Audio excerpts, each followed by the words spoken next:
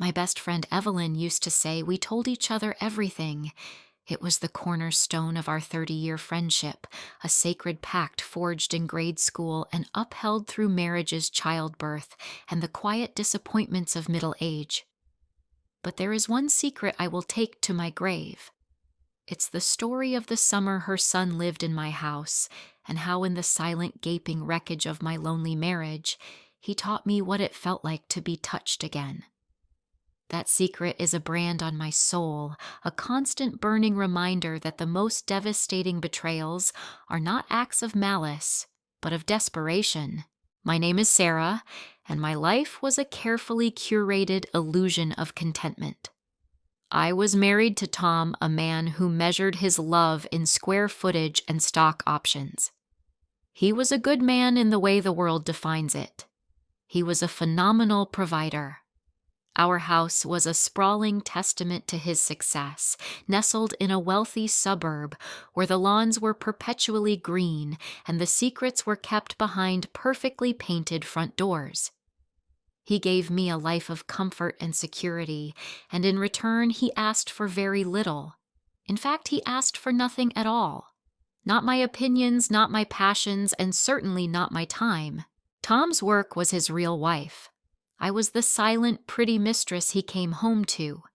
His life was a blur of business trips, late-night conference calls, and weekends spent entertaining clients on the golf course. He moved through our home like a high-powered ghost, his presence a fleeting shadow in the mornings, his absence a palpable weight in the evenings. The silence in our house wasn't peaceful. It was a living entity. It breathed in the empty spaces, crept under the doors, and settled in my bones like a permanent chill. Evelyn was my lifeline. She was the one person who knew the girl I'd been before I became Tom's wife. Our weekly phone calls were my oxygen, our shared history, a warm blanket in the cold expanse of my life. She was the keeper of my stories, the witness to my existence. Or so I thought. Even with her, I maintained the facade. I would complain about Tom's schedule, yes, but I never told her the whole truth. I never told her that the loneliness was so profound, it felt like a physical illness that some days I would go from morning to night without speaking to another human being, that I couldn't remember the last time my husband had looked at me with anything other than polite indifference. That's why when she called me at the beginning of the summer with a favor to ask, I agreed without hesitation. You're a lifesaver. Sarah seriously, she'd gushed her voice tinny over the phone. Her son Liam had landed a prestigious internship in the city, but their home was a 90-minute commute each way. With the renovations we're doing, the house is a disaster zone. He'd have to live in the basement, and you know how he is so focused. I just want him to have a good, quiet place to stay, and with Tom gone so much. Your house is so big and empty. She let the sentence hang in the air. A big, empty house. She had no idea how right she was. Of course, Ev, I said, a genuine warmth spreading through my chest for the first time in weeks. I'd love the company. Tell Liam the guest wing is all his. The idea of another heartbeat in the house felt like a blessing. A distraction, a presence to push back against the crushing silence. It felt simple. It felt harmless. I pictured the lanky, sweet-faced boy I'd known his whole life, the one I used to pay $1 to for every weed he pulled from my garden. It never once occurred to me that the boy was gone, and a man was coming to stay in his place. Liam arrived on a Sunday afternoon, his old sedan pulling into the driveway that was usually reserved for Tom's pristine luxury car. When he stepped out, I felt a strange jolt. The awkward, skinny teenager I remembered was gone. He was 20 now, and he wore his newfound adulthood with a quiet confidence. He was tall with his mother's kind eyes and a strong jaw that hinted at the man he was becoming. He moved with an easy grace, a gentle energy that was the polar opposite of Tom's restless, crackling ambition. "Aunt Sarah," he said, his voice deeper than I remembered. He gave me a brief, polite hug. "Thank you so much for this. You're saving my life." "It's no trouble at all, Liam. Welcome home for the summer, at least," I said, leading him inside. As I showed him to the guest wing, which was larger than most apartments, I felt a flicker of something I hadn't felt in years' purpose. I was not just the keeper of an empty house. I was a hostess, a caretaker. I had a role to play. The silence was still there, but for the first time, it felt like it was waiting for something instead of just swallowing everything whole. The first few weeks fell into a comfortable domestic rhythm. Liam was the perfect house guest, quiet, respectful, and meticulously clean. He would leave for his internship before I was even out of bed and return in the early evening tired but always polite. I took to cooking dinner for the two of us.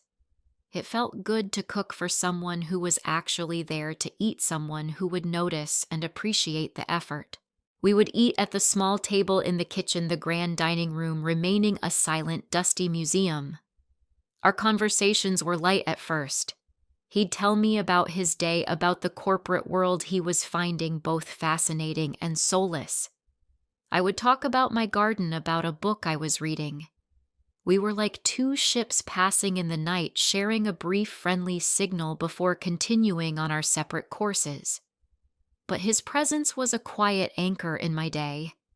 The house felt less like a tomb and more like a home. Then slowly, subtly, things began to shift. It started with small observations. Liam began to see the things that Tom had been blind to for years. One evening, I was struggling to change a burnt-out bulb in a high-ceiling fixture, balancing precariously on a step stool. Without a word, he came up behind me, gently placed his hands on my waist to steady me, and said, "Let me get that." "I'm taller." His touch was brief, impersonal, but the warmth of his hands lingered on my skin long after he'd moved away. I stood there flustered, my heart beating a little too fast, as he easily reached up and fixed the light. Another day, I came home from a rare lunch out, and he was in the living room. "That's a new dress, isn't it?" he asked, looking up from his laptop. "The color looks really nice on you."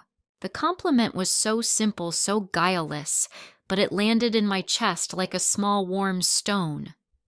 Tom hadn't commented on my appearance in years. I existed in his peripheral vision, a familiar shape in the landscape of his life. To be seen, to be noticed for such a small thing, felt disproportionately significant. I mumbled a thank you and escaped upstairs, my cheeks flushed with a confusing mix of pleasure and guilt. Why did a simple compliment from my best friend's son feel more intimate than anything my husband had said to me in a decade? The unspoken alliance between us solidified one Tuesday evening. I was on the phone with Evelyn, our weekly ritual. I was leaning against the kitchen counter, twisting the phone cord around my finger as she went on and on about a recent charity gala she and her husband had attended. "Oh, and Tom was there, of course," she said brightly. "He looked so handsome he donated a fortune, Sarah. You must be so proud. You two are the ultimate power couple."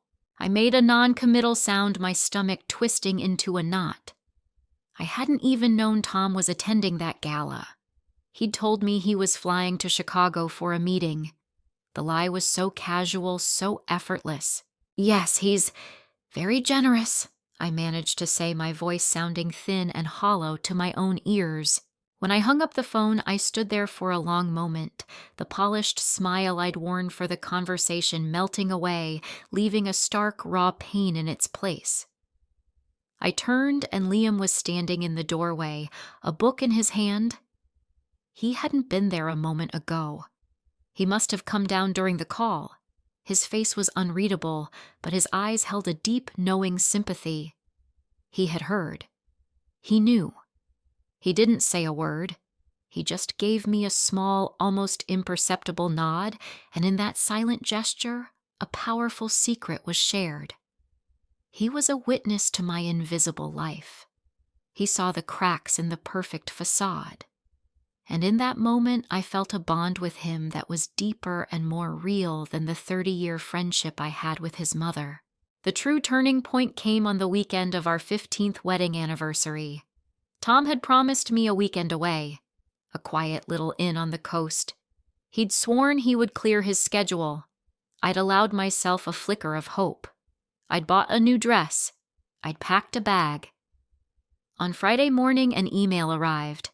Not a phone call. An email. Subject: "So sorry. Body Sarah. Something unavoidable has come up with the Singapore deal. Have to fly out this afternoon. Rain check soon, I promise." T. I read the email 3 times, the words blurring through a haze of tears. I didn't cry. I was past tears. I felt a cold, hard numbness settle deep in my bones. I unpacked my bag, hanging the new dress back in the closet where it would remain unworn. I spent the rest of the day in the garden yanking weeds with a vicious, silent fury, my hands raw and dirty. I didn't know he was there until he spoke.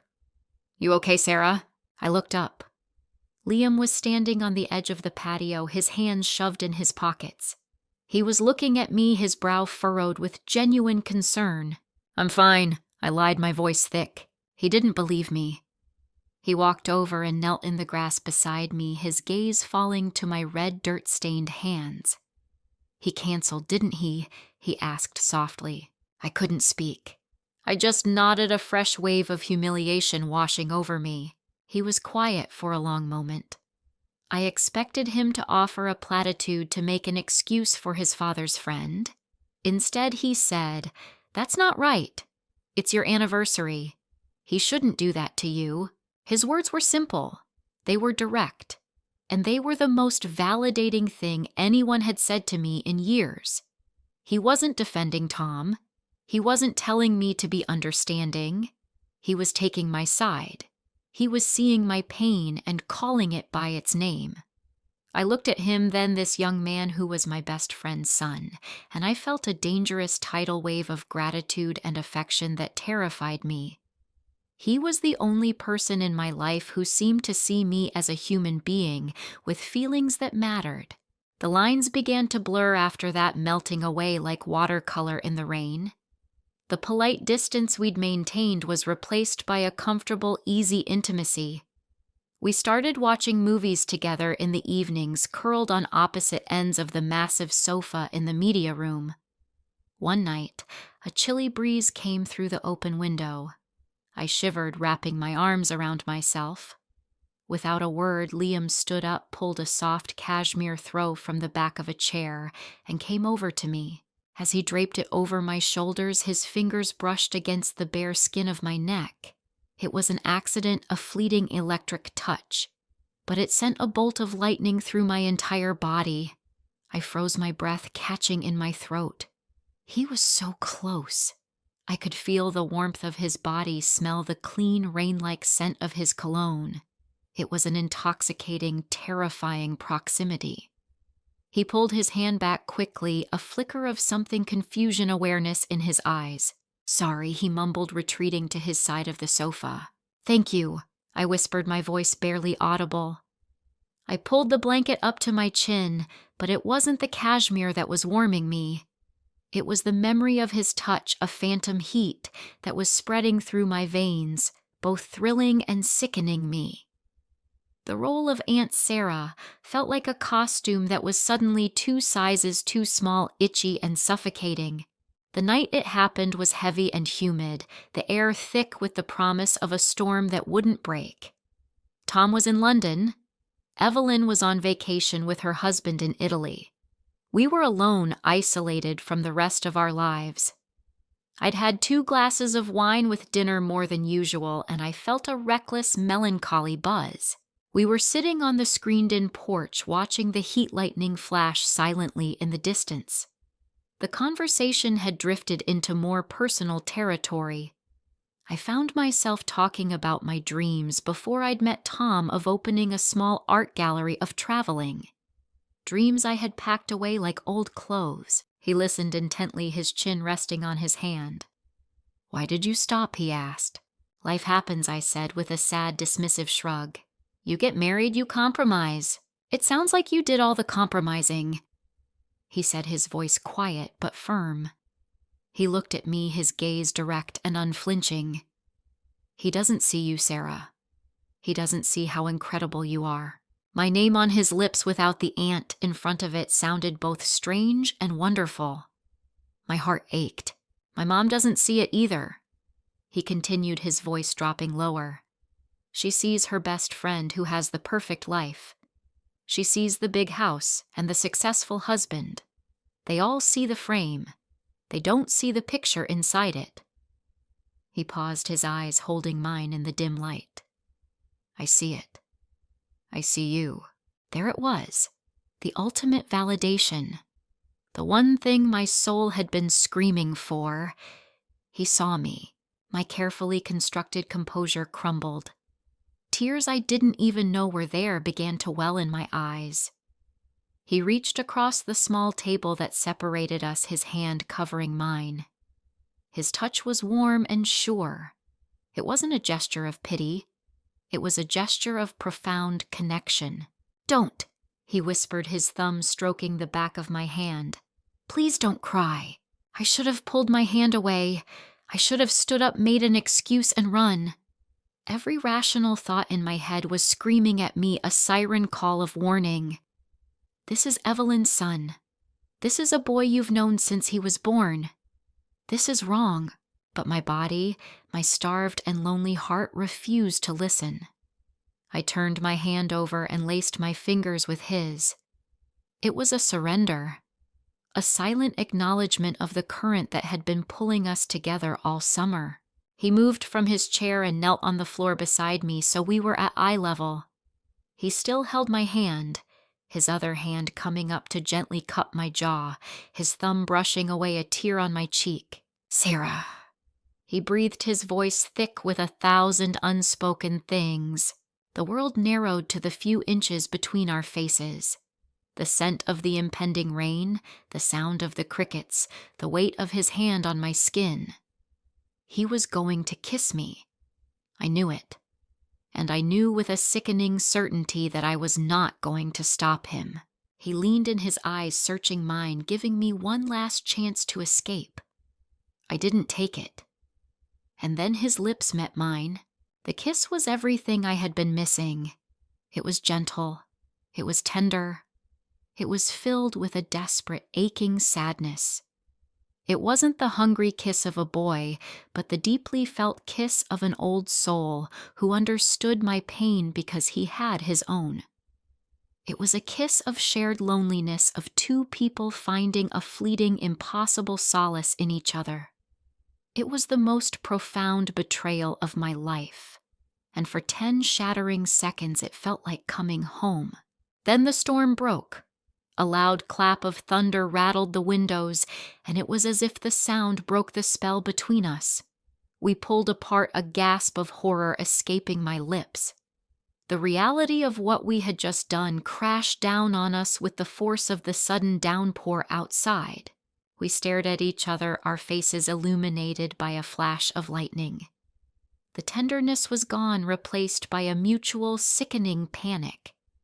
The boy I had known his whole life, my best friend's son, was looking at me with the eyes of a stranger I had just implicated in a terrible crime. Oh God, he whispered, scrambling to his feet, stumbling back as if my touch had burned him. I can't. He turned and fled into the house, leaving me alone on the porch with the storm raging around me and a much more violent one raging within me. I had just destroyed everything. For a moment of warmth, I had set my entire world on fire. The final week of Liam's stay was an exercise in agonizing silence. We were ghosts in the house together, haunting the same rooms, but never occupying them at the same time. The air was thick with our shared shame. Every time the phone rang and I saw Evelyn's name on the screen, a cold dread washed over me. I would force my voice to be light and cheerful, laughing at her stories from Italy, while my stomach churned with the acid of my betrayal. Each conversation was a fresh twist of the knife. 2 days after the kiss, Liam told me he was moving out. He'd found a sublet closer to his office, he said, his eyes fixed on a spot on the floor. It would just be easier, he explained in a strained monotone. We both knew it was a lie. He couldn't stand to be in the same house with me with our secret. I felt a wave of relief so profound it almost buckled my knees, followed immediately by a sharp, stabbing sense of loss. He packed his things while I stayed locked in my bedroom. When he was ready to leave, he knocked softly on my door. I opened it to find him standing there, his car keys in his hand. He looked young again, lost and heartbroken. "Sarah," he started, his voice cracking. Don't I interrupted my own voice, a stranger's? "Don't say anything, just be safe, Liam." He nodded, a look of profound misery on his face. He turned and walked away without looking back. I listened to the sound of his footsteps on the stairs, the front door opening and closing, the sound of his engine starting. And then he was gone. The silence that rushed back in to fill the void was 100 times heavier than before. It was no longer just empty. It was accusatory. It was filled with the ghost of a desperate kiss and the wreckage of my own making. I saw Evelyn a week later for lunch. She was tan and glowing, full of stories and laughter. She hugged me tightly. "I missed you so much," she said. "Thank you again for taking care of my boy. He said you were the perfect hostess." I smiled, a brittle, terrifying thing. And as I sat there listening to my best friend talk about her son, I felt the full weight of what I had done. The secret was a physical barrier between us, a wall of glass that she couldn't see, but that I would be pressing against for the rest of my life. I had not just betrayed my marriage vows, which were already meaningless. I had not just crossed a taboo line with a younger man. I had betrayed the most sacred relationship in my life. I had betrayed her. Loneliness is a kind of starvation, and a starving person will eat anything even if they know it's poison. I had been starving for years, and in my desperation I had consumed a secret that would nourish me for a single moment and poison me for a lifetime. The great tragedies of the human heart are rarely born from wickedness. They are born from that deep, primal, and often denied need to be seen, to be valued, to be held. My story is a testament to that truth. It's the quiet, heartbreaking reality of what happens when that need is ignored, and the catastrophic choices we can make when someone finally, for a fleeting, forbidden moment, makes us feel like we matter. There are lines in life that should never be crossed, and truths that are better left in the dark. But exploring that darkness is how we begin to understand the light.